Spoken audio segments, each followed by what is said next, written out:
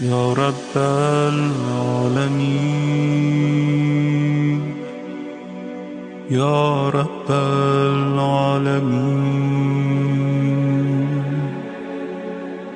يا رب العالمين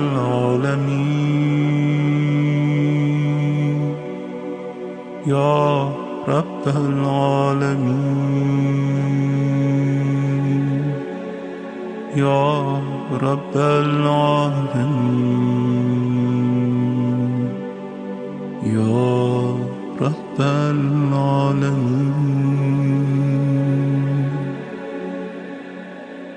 يا رب العالمين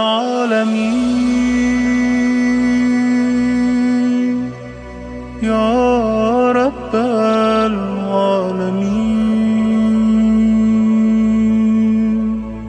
يا رب العالمين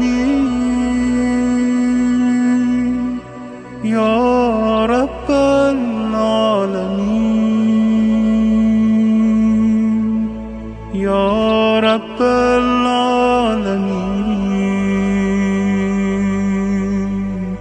يا رب العالمين.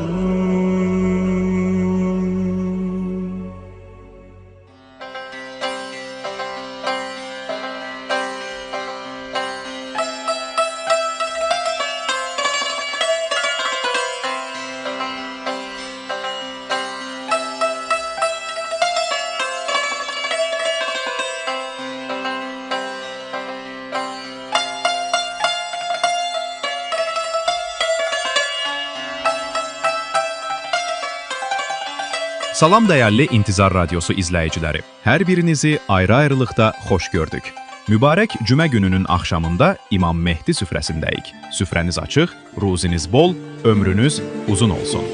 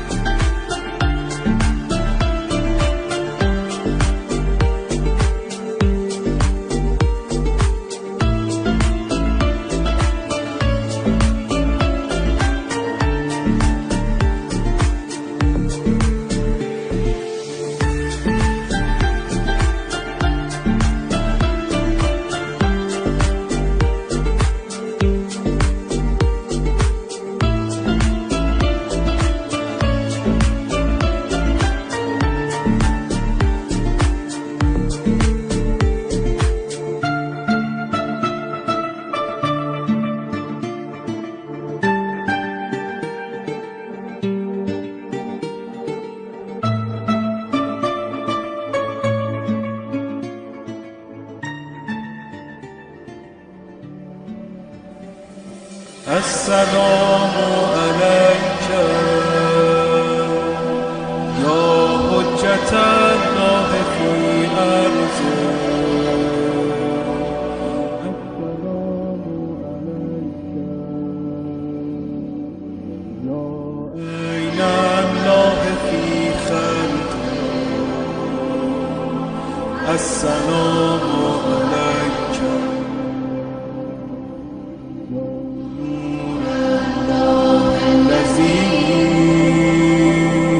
يهتدي به ويفرج به عن المؤمنين. السلام عليك يا حجة الله في أرضه السلام عليك يا عين الله في خلقه السلام عليك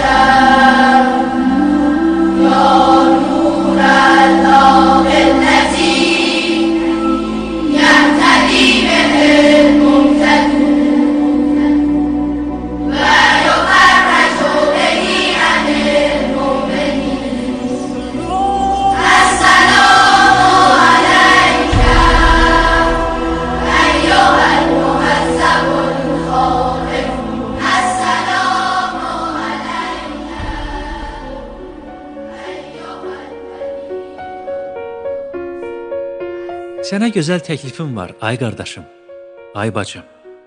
Dava dalaşsız, qan qadasız, xata balasız, ah naləsiz bir dünya olmasını istərdinmi? İstərdinmi ki, zalım və zülüm, stres, depressiya, qəm-kədər və acı göz yaşları olmasın? Arzu edərdinmi ki, səksəkəli yuxular olmasın, aramlıq və rahatlıq olsun, nigaranlıq və təşviş olmasın, əminamanlıq və sakitlik olsun, kasıblıq və yoxsulluq olmasın, bolluq və firavanlıq olsun? Biz elə bir dünyanın sakini və şahidi ola bilərikmi ki, maddi kömək üçün kasıb olmasın, hamı ehtiyacsız olsun? Elə bir gün gələ bilər ki, yer üzündə aşağı və yuxarı, varlı və kasıb, zəif və güclü, zalım və məzlum, işğal və talan, qaçqın, köçkün, didərgin, hilə, kələk və yalan, namussuzluq, namərdlik və haram, iffətsizlik, əxlaqsızlıq və günah, siyasətbazlıq, saxta intriqalar, boş vədlər və simasızlıq olmasın? Mümkündür. Olmalıdır da. Çünki bu, Allahın və Peyğəmbərlərin vədidir. Ona görə də hökmən həyata keçəcək. O işıqlı gələcək Mövlamız, Peyğəmbərimizin dünyanın sonuna bircə gün qalsa da hədisində buyurduğu İmam Mehdinin imamlığı və rəhbərliyi ilə gələcək. Amma nə vaxt? Tez ola bilərmi? Bizdən aslı bir şey varmı? Var. O günün tezləşməsi bizimlə sıx şəkildə bağlıdır. Biz istəsək, Allahın izni ilə tez baş verər. Məndən başlayaraq mənlərin sayını çoxalda bilsək və mənlər bizə çevrilsə, sadəcə bir dua. Çox şey istənilmir axı bizdən. Saf niyyət və təmiz ürəklə, güclü istək və iradə ilə, əzmkarlıq, qərarlılıq, səbatla, dönməzlik, davamlılıq və dua. Arzulara yetişmək üçün ən yararlı, uyğun və təsirli yol budur. Hamımız bilirik. Təzə söz deyil ki. Mövlamız, gözümüzün işığı, dünyamızın yaraşığı, yeganə sağ imamımız, xilasımız və o xilaskarımız İmam Mehdi əleyhissalam alimlərimizdən birinə yazdığı məktubda belə buyurub. Mənim gəlişimin və üzə çıxmağımın tezləşməsi üçün çox dua edin. Çünki o, sizin qurtuluşunuzdur. Yenə də o cənab başqa yerdə bir şəxsə buyurub. Allahı bibim Zeynəbin haqqına and verərək mənim zühurumu və gəlişimi tezləşdirməsini istəyim. Çıxış yolu aydındır. Elə deyilmi, əziz müsəlman bacı qardaşlarım? Görürsünüzmü xilas yolu necə yaxındır və necə asan? Bizdən istənilən sadəcə davamlı olaraq hamılıqla çox dua eləməkdən ibarətdir. İmamın yuxarıdakı iki kəlamı qarşılaşdırılarkən belə bir nəticə alınır. Allahı mənim gəlişimi tezləşdirməsi üçün bibim Zeynəbin haqqına and verərək çox dua eləyin.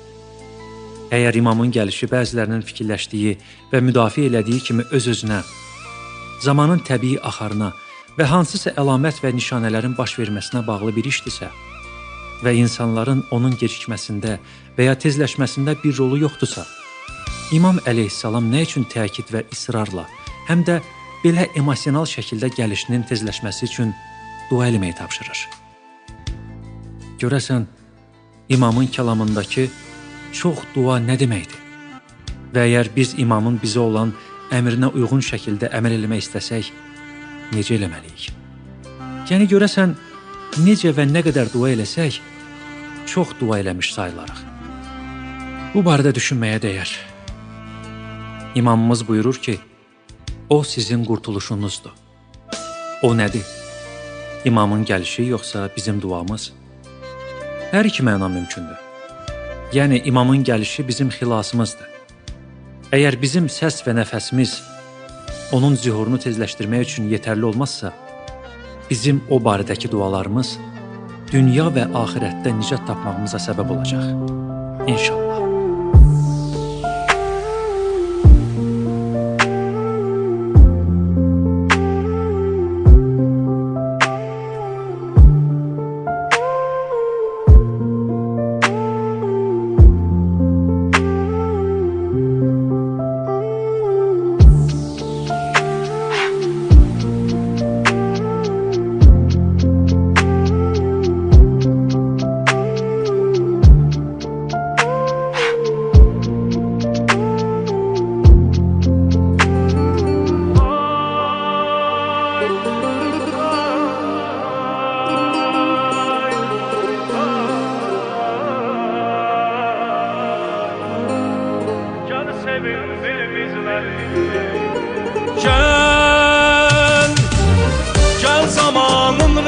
rəhbəri gəl, gəl cahanın sərvəri gəl, Zülfüqarın varisi, ey Əlinin bənzəri gəl.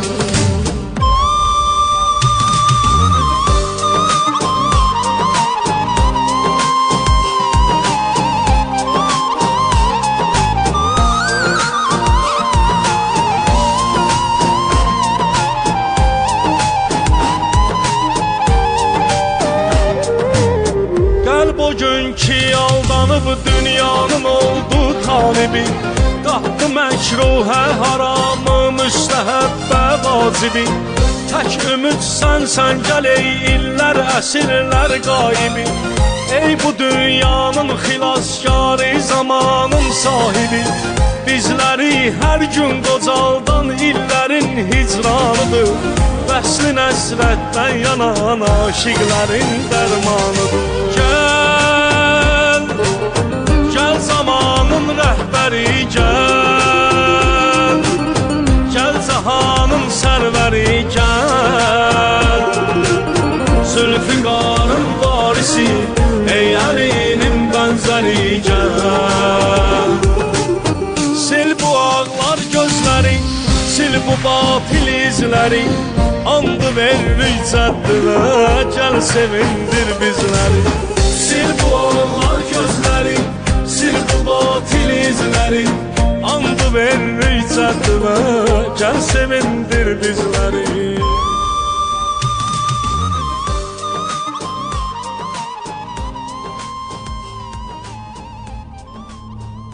Ey insanlar! O gəldiyi zaman din ölü olacaq, İslam iflic vəziyyətində olacaqdır. Amma o öz gəlişi ilə ölmüş dini dirildəcək, zəlil müsəlmanlara izzət bəxş edəcəkdir. Maddi və mənəvi hörmət, varlıq, vəhdət onun vasitəsilə gələcək. Ey ümmətim! Qarın üstü ilə olsa belə, sürünə-sürünə olsa belə, ona kömək eləmək üçün hərəkət eləyin. Çünki Allah ölmüş bir cəmiyyətin ruhunu onun əli ilə yenidən canlandıracaq. O gəldikdə ölü dəyərlər diriləcək. Onun gəlişi ilə zaman yenidən nəfəs alacaq.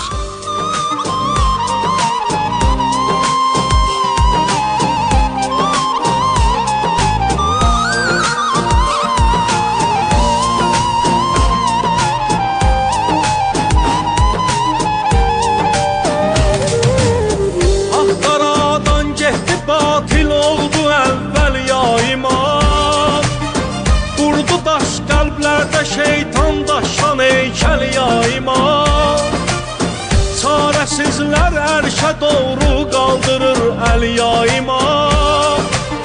Gözdən aramsız axan yaşlar deyir gəl yayma.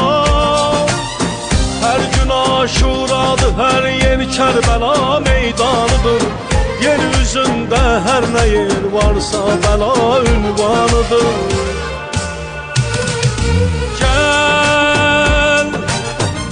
Zamanın rəhbəri gəl, gəl cahanın sərvəri gəl, Zülfüqarın varisi, ey Əlinin bənzəri gəl. Sil bu ağlar gözləri, sil bu batil izləri, andı verir izzətdirə, gəl sevindir bizləri. Sil bu ağlar gözləri, sil bu batil izləri, andı verir izzətdirə, gəl sevindir bizləri. Milyon illər qan içən kəslər bugün də acdı ac, yer üzü qalmış günahın çevrəsində bir əlac. Fitnə əhli, hilə əhli, bəsli qurdu təxti tac, ey xudanın hövzəti, yalnız sənə var ehtiyac. Yox vəfa üçün bir vəfa, dünya cəfa ümmanıdır, çare yalnız Əhl-i Beytin Nuhunun tufanıdır. Gəl sevindir bizləri. إلهي عظم البلاء وبرح الخفاء وانكشف الغطاء وانقطع الرجاء وضاقت الأرض ومنعت السماء وأنت المستعان وإليك المشتكى.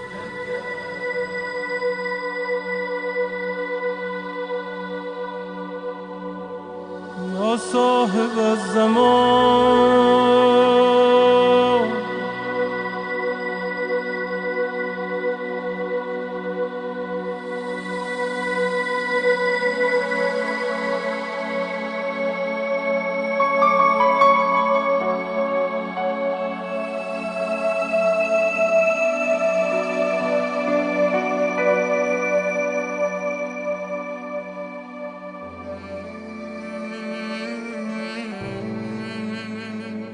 O Quranın vədi, o Quranın vədi Peyğəmbərin müjdəsidir. Peyğəmbərin müjdəsidir.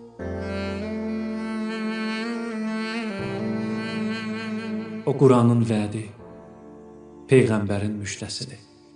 Peyğəmbərin müjdəsidir.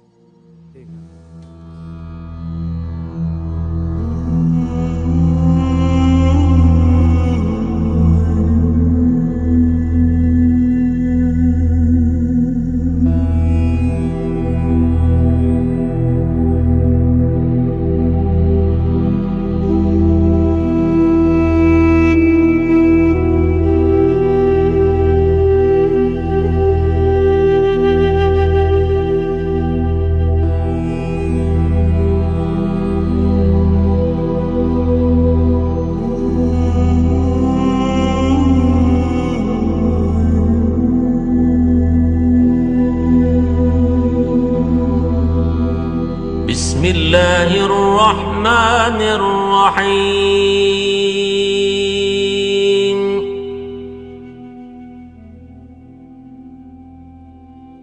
آمن الرسول بما أنزل إليه من ربه والمؤمنون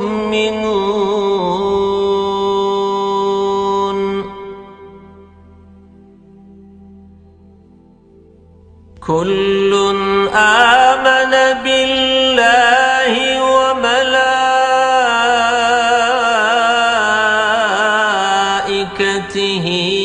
وكتبه ورسله لا نفرق بين أحد من رسله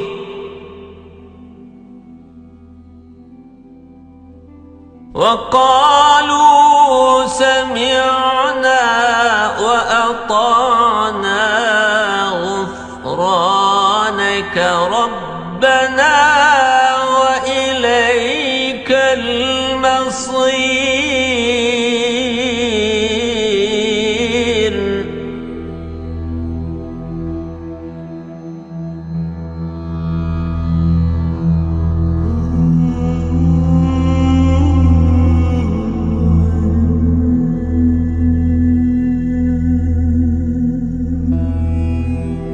السلام عليك أيها العبد الصالح المطيع لله ولرسوله ولأمير المؤمنين.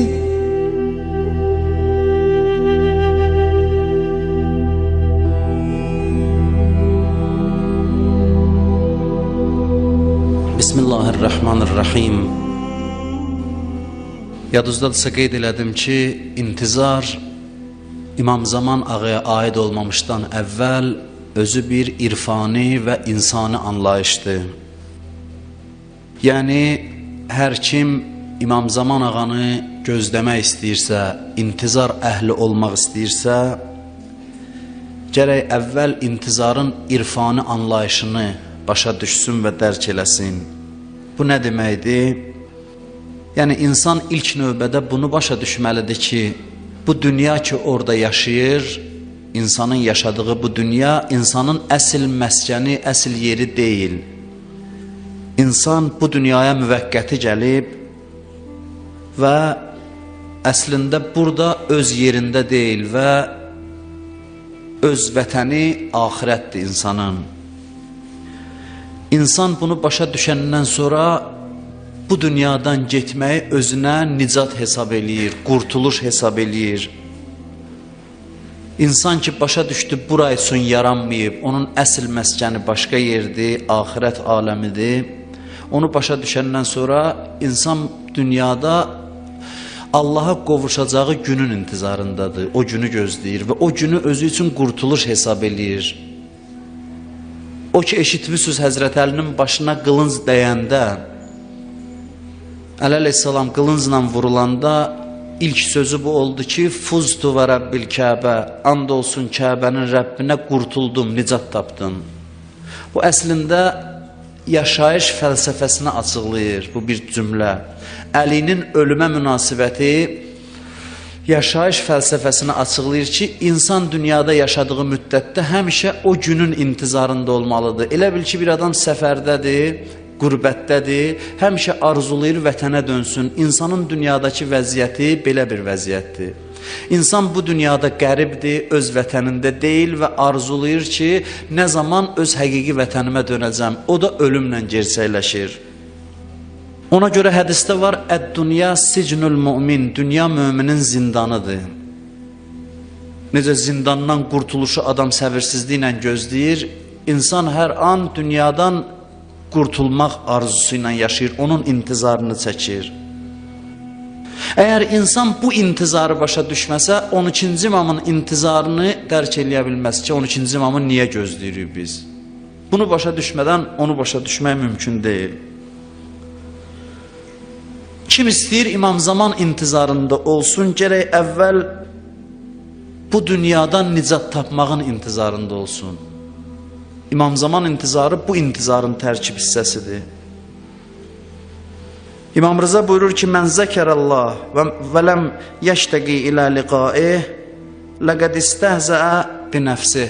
Buyurur, kim Allahı zikr eləyirsə, amma Allahla görüşməyi arzulamırsa özünü ələ salır.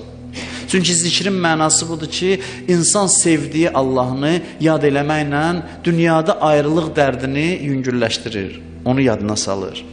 Kim Allahı zikr eləyirsə, o Allaha qovuşmaq arzusunda olmalıdır. İnsan ölümünü gözləməsə, ölümün intizarında olmasa İmam Zaman intizarında ola bilməz. Dünyapərəst adam, dünyaya çox bağlı adam heç vaxt İmam Zaman intizarında ola bilməz. Yalan sözdür bu söz.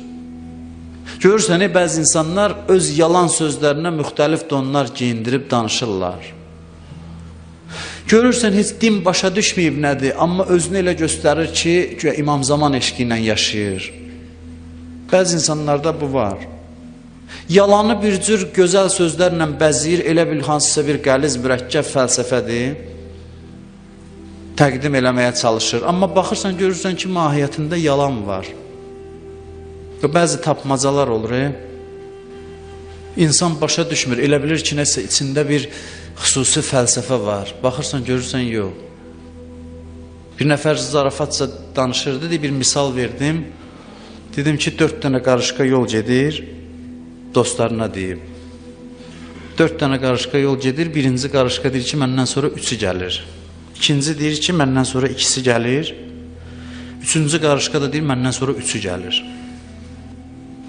Deyir, oturdular, başladılar baş sındırmağa. Axı, üçüncüdən sonra biri gəlməlidir, 4 dənədirsə. Bu deyir, 3'ü gəlir. Biri dedi ki, yəqin dövrə vururlar, o elə görür. Biri nəmnə, çox versiyalar dedilər. Dedim, heç, sadədir cavabı. 3-cü qarışqa yalan deyir. Bəzi hallarda dünyada insanların danışdığı sözlər yalanı pərdələmək üçündür. Adama belə gözəl görünür. Nəsə hikmət axtarırsan, görürsən, yox. Dərinə gedəndə yalandır. Və İmam Zaman intizarı da bu mövzulardandır. İmam Zaman intizarını o adamlar çəkə bilər ki, həqiqətən də dünyaya gəlməyinin fəlsəfəsini başa düşür. Dünyanı keçici və bihudə bir yer bilir. Ən çox istədikləri adamlara imamlar şəhadət arzu eləyib. Əleyhissalamın ən yaxın dostlarını dua eləyəndə dedi, ilahi buna şəhidlik qismət elə. Deməli, bu dəyərli bir məsələdir ki, imam öz sevdiyinə bunu istəyir. İntizar bundan başlanır ki, insan dünyada özünü qərib bilsin. Və yadınızdadırsa, mən keçmişdəki bəhsləri danışıram, təzə söz danışmıram. Sual verdi ki, yaxşı, bu intizarın İmam Zamanla nə əlaqəsi var? İmam Zamanın gəlişi ilə, İmam Zamanı gözləməklə nə əlaqəsi var? Cavabım belə verdik, xatırlayırsınızsa. Dedik ki, biz insanlar bu dünyada yaşamağa rahat razı deyirdik. Biz Allah'a dedik ki, ilahi, bizə bu dünyada yaşamaq çətindir. Çünki biz, bu dünya bizim üçün deyir. Biz istəyirik, geniş bir aləmdə yaşayaq. Dünyada rahat razılaşmadıq yaşamağa. Allah'a şikayət elədik ki, bizi bu dünyaya niyə göndərirsən? Allah da bizə ürək dirək vermək üçün dedi ki, bilirəm sizin bu dünyada yaşamağınız çətindir. Çünki siz məndən ayrı yaşayırsınız. Dünya məndən ayrılıq məkanıdır. Amma bu dərdi sizə yüngülləşdirmək üçün sizin içinizdə bir nümayəndəm olacaq həmişə. Ya Peyğəmbər, ya imam. O mənim sifətlərimin güzgüsüdür sizin aranızda. Mənim qoxumu, iyimi ondan alacaqsınız. Onun sayəsində yaşayıb, məndən ayrılıq dərdiniz biraz yüngülləşəcək. O Peyğəmbər, imam mənim xüsusiyyətlərimi cəm eləyəcək özündə. Və bu maddi dünyada yaşamağı sizə asanlaşdırmaq üçün həmişə sizin içinizdə bir Peyğəmbər ya imam olacaq. Ki, sizə bu dərd yüngülləşsin. Yəni, Allahın qərarı belə idi. Amma iş belə gətirdi ki, indi o imam ki bizə təsəlli idi, o da aramızda yoxdur. Dünyada yaşamaq dərdimiz iki qat çətin olub. Bir dərd budur ki, biz bu dünyada yox, bu bir dərd. Bu dərddən imamlar, Peyğəmbər nalə eləyib ki, mən sənə qovuşmaq istəyirəm. Bir dərd budur ki, biz bu dünyada yox. İkinci dərd budur ki, bu dərdi bizə yüngülləşdirəcək imam qeybdədir, o da yoxdur aramızda. Ona görə biz bu dünyada yaşayan insanlar ki, qeybət dövründə yaşayırıq, bizim dərdimiz keçmişdəkilərin dərdindən iki qat çoxdur, iki qat artıqdır. Ona görə çətinləşib vəziyyət. Ona görə bugün dindən biz ləzzət ala bilmirik. Dinin həqiqi mahiyyətini başa düşə bilmirik. Din bizə lazım olanı verə bilmir. Din nə üçündür? Din gəlib insanları zirvəyə çatdırmaq üçün. Din gəlməyib adamı günahdan qorumaq üçün. İndi iş belə gətirib ki, dinin əsas işi insanı günahdan qorumaq olub. İnsan bu din vasitəsi ilə günahdan özünü qoruyursa, deyib, böyük işdir bu. İş belə gətirib, vəziyyət belə qarışıb. Quran gəlib bizi zirvəyə qaldıra, amma Quran bizim üçün indi ona lazımdır ki, oxuyaq, birtəhər günahdan saxlasın bizi. Quran əsas işini görə bilmir. Din əsas işini görə bilmir bu zamanda. Əsas işini görə bilmir. İmam Hüseyin məclisi, Quran, namaz, oruc, həc, hamısı bizə nə üçün lazım olur ki, birtəhər bu şeylər əl-ələ verib bizi bu günah selinin qabağında saxlasınlar. Birtəhər bizi qoruya bilsinlər. Çünki mühit çox xarab olub dünyada. Ona görə də din gəlib öz minimum işini görür bizim içimizdə ki, bizi günahdan qoruyur. Amma dinin əsas funksiyası başqadır. Din gəlib insanı zirvəyə qaldırar. İmam Zaman dövründə din öz əsl funksiyasını yerinə yetirəcək. Din gəlib insanları ali dərəcələrə çatdıracaq. Bəs İmam Zaman dövrünün mübarizəsi nədir? Onda biz nəfsimizlə mübarizə aparmayacaq, mübarizə aparacaq. Amma o mübarizə da günahla mübarizə olmayacaq. Daha yaxşı iş görmək üçün mübarizə aparacaq. Çünki yaxşı iş o qədər çox olacaq ki, qiymətli iş görmək çətinləşəcək. O qədər ki, yaxşı iş çox olacaq, qiymətli iş görmək üçün biz zəhmət çəkməli olacaq. Ki, bu yaxşıların içində lap yaxşısını eləyə biləm. O gün mən bir müsahibəyə baxırdım, ədəbiyyat mövzusundaydı, müsahibə verirdi bir nəfər. Deyirdi ki, totalitar rejimlər zamanında ki, qadağandır, düşüncəyə qadağa qoyulub, ifadə azadlığı yoxdur. Bir ədəbiyyatçı bir əsər yaza bilirsə, ortabab əsər. Ciddi səsküyə səbəb ola bilir. Çünki yazmaq mümkündür, qadağa var. Odur ki, biraz elə fərqli bir şey yazdınsa, iz qoya bilirsən. Deyirəm, amma azad cəmiyyətlərdə ki, hər mövzuya toxunmaq azaddır, onda fərqli bir şey yazmaq çətin olur. Ədəbi mühitdə belədir. Elə bir şey yazasan ki, tutarlı bir şey olsun, azadlıq vaxtı çətindir. İmam Zaman dövründə də salih işlər o qədər çoxalacaq ki, elə bir iş görəsən ki, başqalarından seçiləsən, Allahın yanında daha əziz olasan, bu çətinləşəcək. İmam Zaman dövrünün də nəfslə mübarizəsi bu anlamdadır, bu mənadadır. Din əsas işini görəcək İmam Zaman dövründə. Duada var, deyir, eynə muhyi məalimiddin. İmam Zamanı çağıranda deyir, hanı dini marifi, dini məfhumları dirildən şəxs. Yəni, din hələ dirilməyib. Çünki din tam icra oluna bilmir bu zamanda. Dinin ancaq müəyyən hissələri icra olunur. Din o zaman diriləcək. Xatırlayırsınız, keçən həftə mən bu misalı çəkdim. Təyyarə nə üçündür? Təyyarə onun üçündür ki, insanları göyə qaldırsın. Amma siz təsəvvür edin ki, təyyarə dayanıb bir yerdə, biz gedib onun kölgəsində dayanırıq ki, gün bizə dəyməsin. Bugün dinin vəziyyəti belədir. Bugün dinin əsas işi bizi günahdan qorumaq olub. Amma din günahdan qorumaq üçün deyir, günahdan qorumaq birinci mərhələdir. Din gəlib ki, bizi daha ali dərəcələrə və zirvələrə çatdırsın. O işi İmam Zaman dövründə din görə biləcək. Düzdür, bu dövrlərdə də var. Az insanlar var ki, mühitdən azaddılar, mühit onlara təsir qoya bilmir. Mən demirəm, bu bugün mümkünsüzdür. Amma o qədər çətindir ki, az insan var ki, mühit onlara təsir qoymur. Bizim kimi, mənim kimi adamlar elə bir ömür günahla mübarizə aparır, bir təhər hələ özünü qoruya bilsə böyük şeydir. Deyirik ki, uğurlu yaşadıq. Uğurlu həyat o həyatdır ki, adam bir təhər özünü günaha bulaşdırmıyor. Amma insan bunun üçün yaranmayıb. İnsan günahdan keçmə bir mərhələdir ki, onu keçib sürətlə irəliləməlidir. Amma bu zamanda az insanlara müəssər olur. Olur belə insanlar, bugün də var. İmam Zamanın qeybəti ilə zuhur arasında onlara heç bir fərq yoxdur. Onlara mühit heç bir təsir qoymur, onlar azad insandır və bugün də dindən maksimum yararlana bilirlər. Amma bu neçə nəfər adamdır? Çox az sayda insan. Əksəriyyət bunu bacarmır.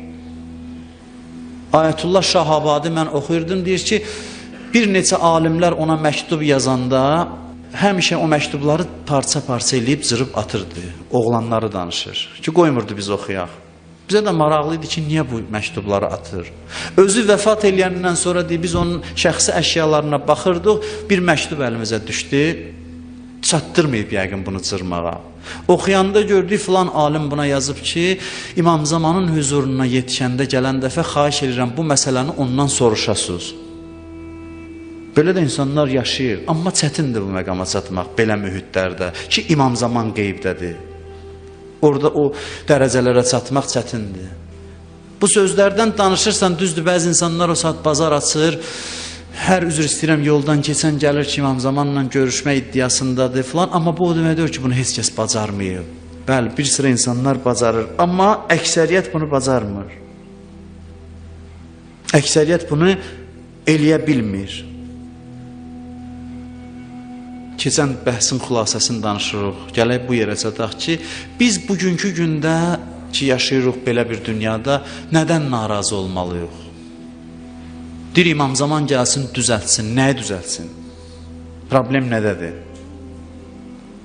Problem nədədir? Müasir dünyanın əsas problemi nədir ki, İmam Zaman gəlib onu düzəldəcək? Keçən dəfə dedi, bəziləri deyir ki, insanların yanlış fikirləridir. Bəziləri deyir, əxlaqsızlıq, fəsad. Bunlar hamısı öz yerində. Amma dediyi ki, bunların arxasında bir ana səbəb var ki, o səbəb başqa bütün pislikləri doğurur. O nədir? Yadınızdadırsa, xatırlayırsa dedim, bu tağutdur. Tağut nədir? Tağut yəni qeyri-ilahi düzən, sistem ki, dünyaya hakimdir. Bu dünyaya hakim olan o düzən əsas günahkardır. İmam Zaman gəlib o düzəni aradan aparacaq. Və nəhayət keçən dəfəki sualıma gəlib çıxıram. Bəs necə aradan aparacaq? Niyə o işi gəlib indi görə bilmir? Nəyə gözləyir? Niyə o zuhur gecişir? Mənə ümumi cavablar bəziləri zəng elib deyirlər ki, cəmaat hazırdır ona görə. Bildik hazırdır, amma bu ümumi cavabdır. Nəyə hazırdır cəmaat? Nəyə hazırdır? Nəyə hazır olmalıdırlar ki, o işi görə bilsin? Buna istəyirəm diqqət edəsiniz. Sözümün əsas, bəhsin əsas məğzi budur. Bundan sonra sözümü tamamlayacağım.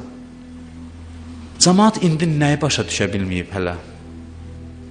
Cəmaət bir şeyi başa düşə bilməyib. Bugün dünya insanları, bəşəriyyətdən, bütün dünyadan danışırıq. Ayrı ölkədən yox, hansısa bir ölkədən yox. Bu ümumbəşəri məsələlərdir. Cəmaət hələ insanlar, bəşəriyyət bunu başa düşməyib ki, bugünkü bəlaların kökündə düzən dayanır. Düzən, sistem, günahkar sistemdir. Bunu başa düşməyib. Cəmaət zülmləri görür. Zülmü görmək çətindir, asandır. Dünyada görürsünüz nə qədər insanların nahaq qanı tökülür. Hər gün açırsan deyir Kərbəlada partlayış olub. Hər gün açırsan görürsən ki, insanlar ölür. Bir ölkənin torpağı işğal olunub. Öz ölkəmizin torpağı neçə ildir işğal altındadır. Bu zülmləri hamı görür. Və etiraz da eləyirlər. Bir də görürsən filan ölkədə, Avropa ölkəsində filan məsələyə etiraz olur. Dünyada insanlar bu zülmlərə də etiraz eləyir. Amma problem nədədir? Problem bundadır ki, zülmün özünü görür, onun kökü nədir onu başa düşmür. Bilmirlər ki, bu zülmün kökü bu düzəndir, bu kapitalist sistemdir. Liberal demokratiyadır. Bunun kökündə deyənən budur. İkinci Dünya müharibəsi niyə baş verdi? Nəticəni görürük ki, nə qədər, neçə milyon adam öldürüldü orada, öldü. Ən böyük itki verən müharibədir insan, bəşər tarixində. Ən çox itki olan müharibə İkinci Dünya müharibəsidir. Amma axtaraq görək kökü nə idi? Kökü ideologiya idi. Faşizm, nasional sosializm. Bu ideologiya səbəb oldu ki, bu belə bir bəşəriyyət belə bir böyük bir müharibəyə cəlb olundu, müxtəlif ölkələr. Və ondan sonra insanlar bunu başa düşdü, oldu ki, faşizmi qadağan olunmuş əqidə elan elədilər.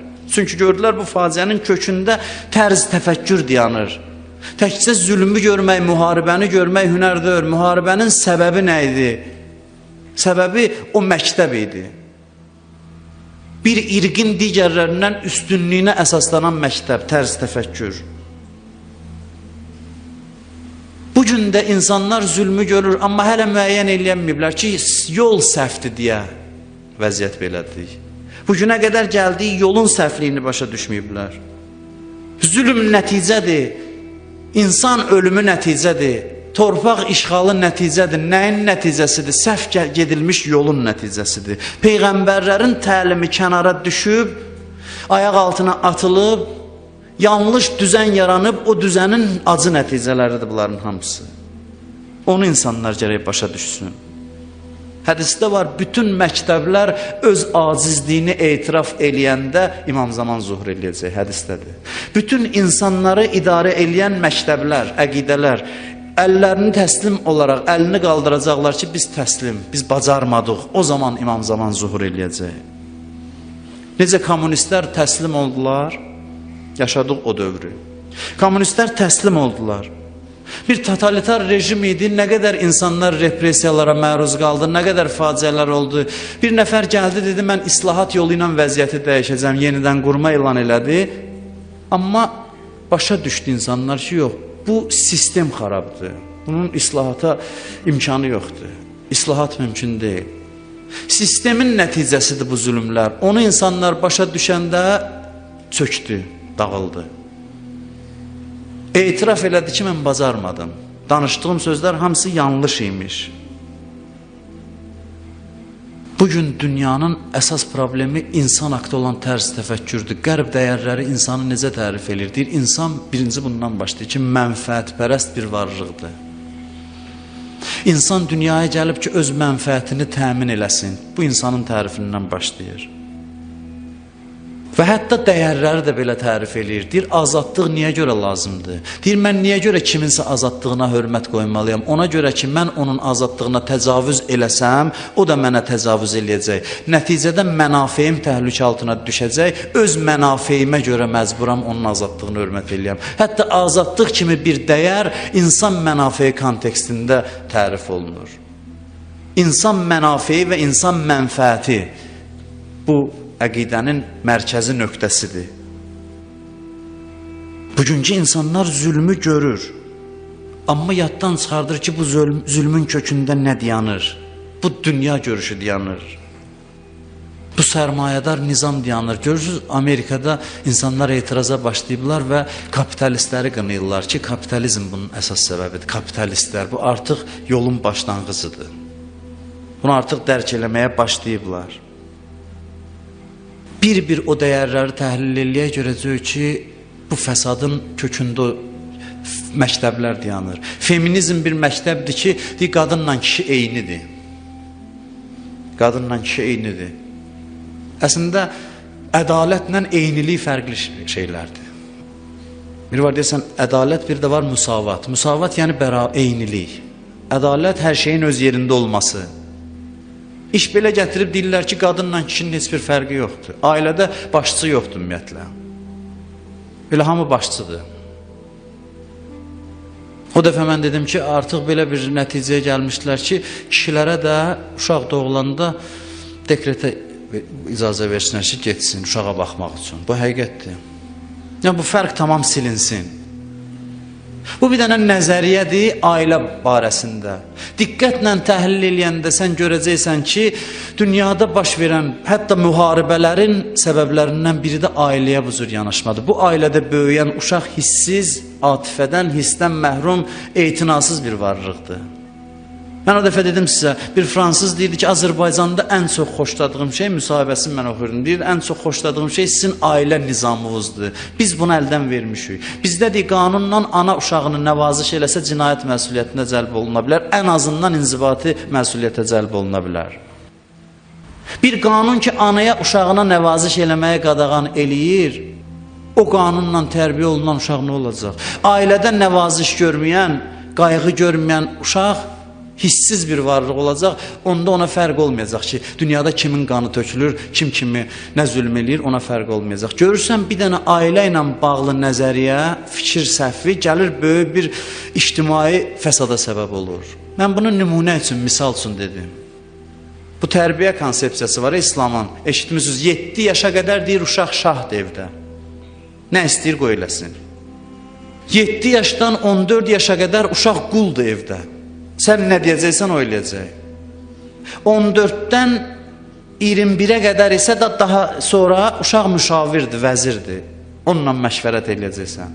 Dillər bu insanın quruluşu ilə bağlıdır. İnsanın gördüyü işlər 3 cür işdir. Birinci, o işlərdir ki, ürəyi nə istəyir, onu eləməlidir. Dində buna icazə verir. Məsələn, yemək yeyir, hansı yemək istəyir, yesin. Bir sıra işlər var ki, biz ürəyimiz istəyəni eləməliyik orada. O 7 il bunun üçündür ki, bu hissi bizdə tərbiyə eləsin. Bir sıra işlər var, yox, biz itayət eləməliyik. Bizə nə deyirlər, onu eləməliyik. Məsələn, namaz 17 rükətdir. Biz itayət eləyib o namazı icra eləməliyik. İkinci 7 il bu bəndəliyi öyrədir uşağa. Qanuna itayəti öyrədir. Əmrə tabeçiliyi öyrədir. Və bir sıra işlər var, biz ağlımızla onu görürük. Məsələn, mən harada gedim işləyim? Seçim eləyirik, harada oxuyum ağılla. O 3-cü 7 il və ondan sonraki dövrdə bunun üçündür insana. Görürsən, ailə haqda olan konsepsiya insanın quruluşuna uyğundur, insanın ictimai həyatına uyğundur. Bu misalları çəkməklə bunu demək istəyirəm ki, insan nə zaman başa düşsə, bugün bəşəriyyət başa düşsə ki, bugünkü bəlaların kökündə düzənin səhvliyi dayanır. Yanlış tərz təfəkkür, yanlış məktəb dayanır. Təkcə zülmü görmək hünərdir, zülm gözlə görünür artıq. Yenə də deyirəm, qan dizə çıxıb, görün nə qədər günahsız insan gündə öldürülür. Bunu görmək hünərdir. Hünər budur ki, görəsən bu nəyə görə belə olur? Nəyin səbəbindən belə olur? Nəyin nəticəsidir? Bax, onu insanlar başa düşəndə İmam Zaman zuhur eləyəcək. Nə zaman ki, bəşəriyyət bunu başa düşdü. Siz deyə bilərsiniz ki, onda bu neçə ilə insanlar bunu başa düşər, amma ki, Allah deyir, axir zamanda hadisələrlə yardım göstərəcək. Get-gedə hadisələr özü mahiyyəti açıb qoyacaq ortaya. Hadisələr sürətlə cərəyan eləyəcək. Artıq 5 il bundan qabaq başa düşmədiyi şeyi 5 il keçib insanlar başa düşür. Çox sürətlə. Çünki hadisələr onların iç yüzünü açıb ortaya qoyur. Onların kimliyini açıb ortaya qoyur. Get-gedə hadisələrlə Allah bu işin baş verməsinə zəmin yaradacaq və yardımcı olacaq. Mən bilmirəm nə dərəcədə sizə aydın şəkildə bu fikri ifadə eləyə bildim. İmam Zaman ağanın zuhuru o zaman gerçəkləşir ki, insanlar dünyada baş verən fəsadın və bu qətillərin, zülmlərin kökündə nə dayanır onu başa düşsünlər. Onu başa düşdükdən sonra artıq zuhur həyata keçəcək inşallah.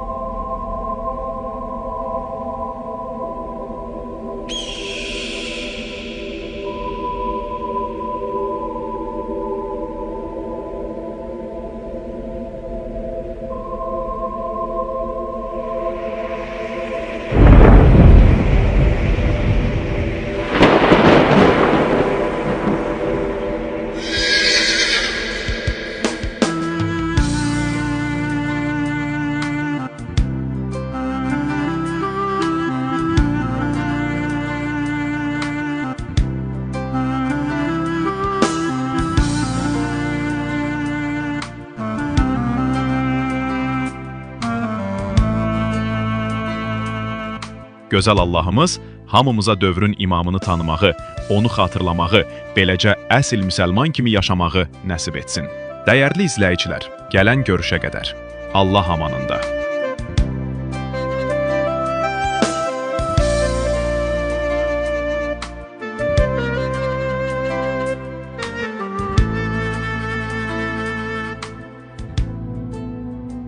إلهي عظم البلاء وبرح الخفاء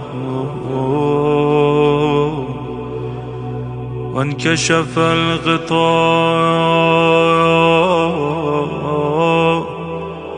وانقطع الرجاء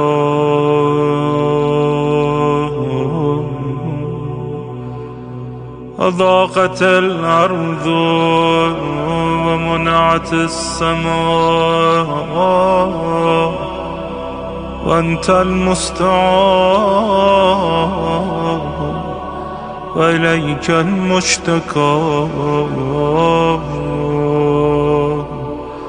وعليك المعول في الشدة والرخاء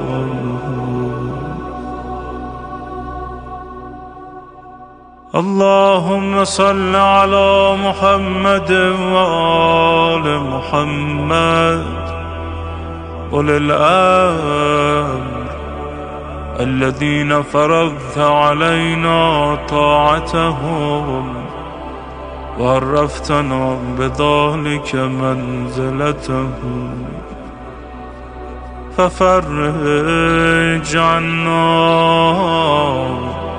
بحقه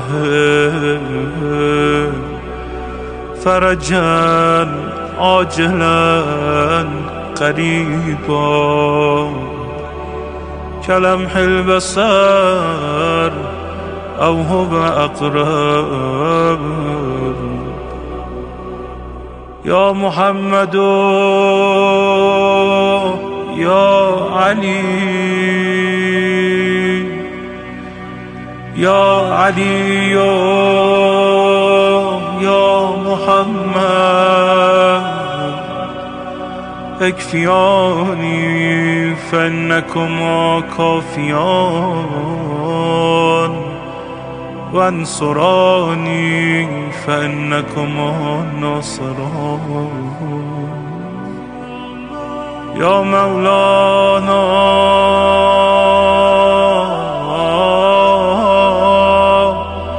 يا صاحب الزمان الغوث